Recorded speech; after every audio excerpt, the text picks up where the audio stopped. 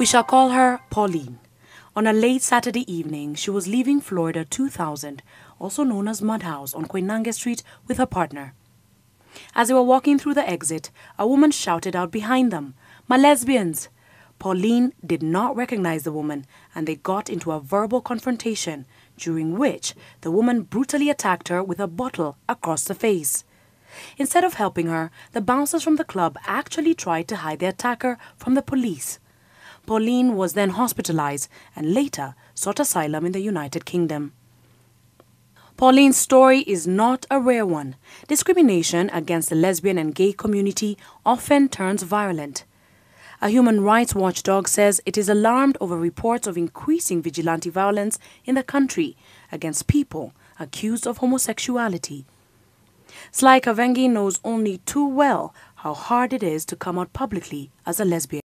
After I started becoming like a public figure to most of the LGBTI family and the media and the society, he pulled him and told him, "You are talking about my sister." So he started telling him my story about my lesbianism, my clubbing, and my women. He started calling my friends, my even close friends even didn't know, telling them he's going to kill me. The Gay and Lesbian Coalition of Kenya was started in 2006 after realization that there was need for a safe space for gay communities in this country. In 2011, the Kenya Human Rights Commission published the results of a survey it conducted in the lesbian and gay communities across the country. Among those who came out as lesbian or gay, 89% reported that they were disowned by their loved ones or were discriminated against. This is me and my little life, my little life.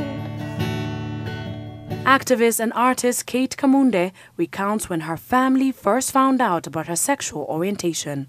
Drama, especially when I was on the streets, the next few days, I would be confronted by matatu crew, and they would surround me and ask me whether that was me in the papers, because they'd seen me carrying a guitar around and stuff.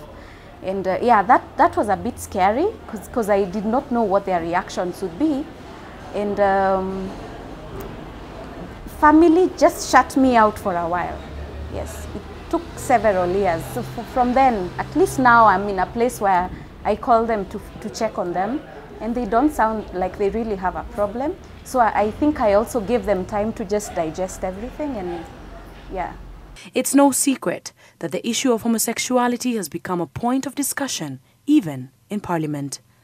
They are beginning to realize that the homosexual community in Kenya has numbers and has a lot of following, even from the heterosexual allies that we have within the movement and within families, because we also come from families where certain members of our families are okay with us living our lives happily. That, I think, scares them. So they politicize that whole homosexual bit, where you'll even find Ruto making defamatory remarks against the gay community. Kenya is one of almost 80 countries around the world that criminalizes homosexuality. According to research, this raises homophobia in our society. So how accepting are we of the gay and lesbian community? From our culture, ladies are just provided for. Most of these men that you see joining gayism, they are doing it because they don't want to work. Number one, that is ungodly. Yes, I knew I was gay even in seminary. Join us on Newsnight on Monday as we address the issue of homosexuality and religion. For Newsnight, I'm Kobe Kihara.